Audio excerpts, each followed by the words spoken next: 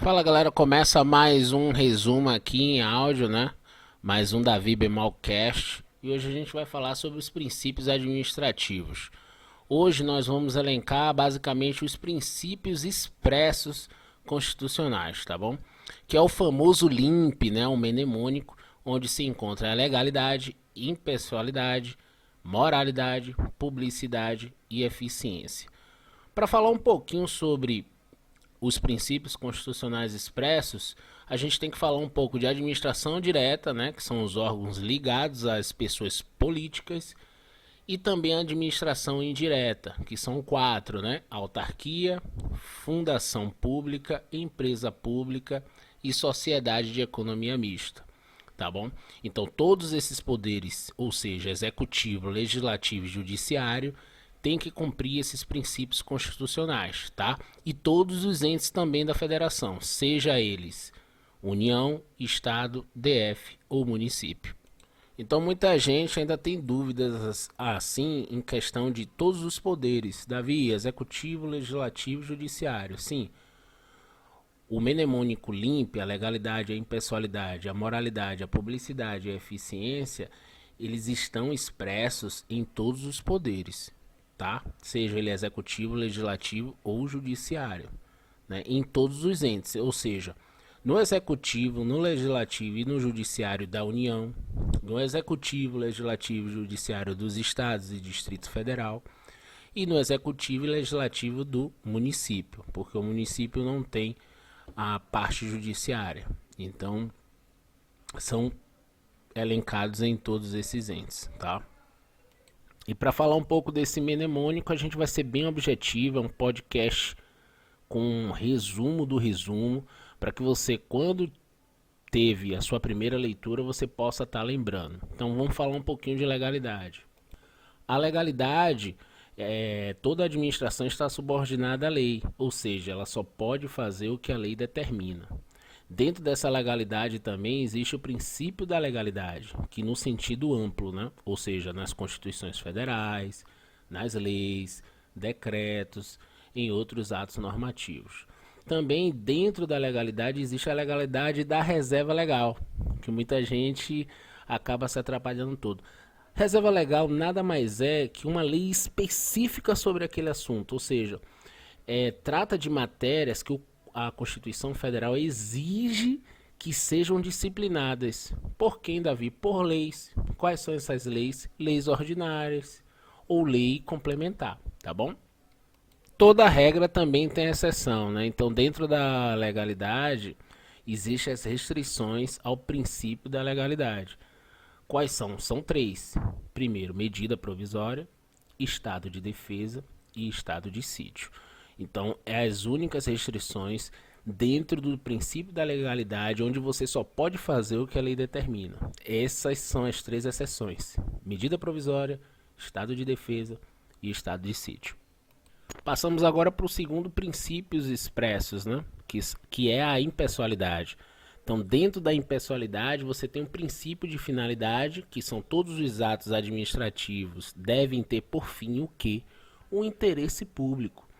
O princípio da isonomia, ou seja, o princípio da igualdade, em regra, o tratamento deve ser igual.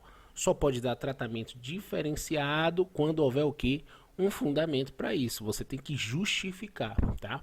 Existe também a vedação da promoção pessoal dentro da impessoalidade, que é a publicidade oficial deve ser informada, ou seja, deve ser educativa.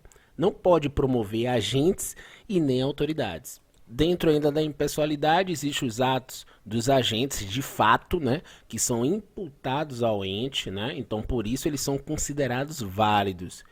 E o impedimento e a suspeição, né, que são autoridades e agentes que não têm a devida imparcialidade e não pode atuar nesses processos administrativos. No terceiro princípio, que é a moralidade, a gente tem que falar, quando a gente fala de moralidade, a gente lembra do que? Atuação ética, honesta do servidor, pautada assim na boa fé, né? Na observância dos costumes administrativos, quando você chega lá verde, empolgado para trabalhar, quando você vê seu nome lá no diário oficial. Então é basicamente isso, é a sua atuação, a moralidade, né? Então, não pode, uma coisa que existe na moralidade são a vedação ao nepotismo. Então, não pode nomear parentes, seja ele para função de chefia ou para cargos comissionados, até terceiro grau, tá? Isso a gente fala de moralidade que está inclusa também com a impessoalidade, tá bom, gente?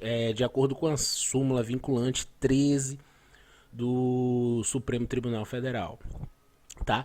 Tem a juridicidade própria, que permite a anulação desses atos administrativos, e como todo princípio existe a exceção, né? Então, na vedação do nepotismo, os agentes políticos têm que ser analisado cada caso. Eu vou dar um exemplo aqui. Digamos que você seja prefeito da sua cidade e de repente você queira nomear seu irmão a secretário da Fazenda. Você, poxa, será que é nepotismo? Muitos dirão que sim, mas provavelmente não é. Então, por quê? Porque os cargos da administração direta, aqueles cargos de secretário, no caso para prefeito, são cargos de agentes políticos. E aí você tem que analisar cada caso. Se seu irmão tiver preparo, currículo para poder atuar como secretário da Fazenda, não é nepotismo. Então, se seu irmão é secretário da Fazenda, formado em ciências contábeis, especialista em administração e tributação, você consegue comprovar que você colocou ele lá por ele ser um técnico e não colocou ele lá somente por ser seu irmão. Então, isso aí que tem que analisar. Então, é cada caso, tá bom, galera?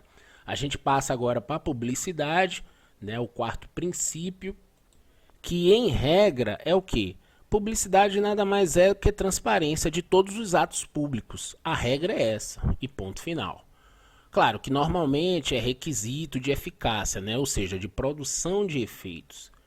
O meio que se concretiza isso é direito de petição, emissão de certidões, divulgação de ofícios, né, de informações, de transparência, quando você vai ver o salário de alguém que você está estudando, de um juiz, de um advogado, de um servidor da área administrativa, você vai no portal da transparência, então tudo aquilo é colocado para você, você sabe quanto é a remuneração, o vencimento, né, básico daquele cargo. Agora você deve notar que existe algumas coisas na transparência que não é absoluto, ou seja, você vê o nome do servidor, mas você não vê o que é as exceções que existem, que é a intimidade pessoal, ou seja, não é divulgado o CPF do servidor, para evitar que alguma pessoa que vá nesse portal de transparência possa fazer algo com esse CPF, né?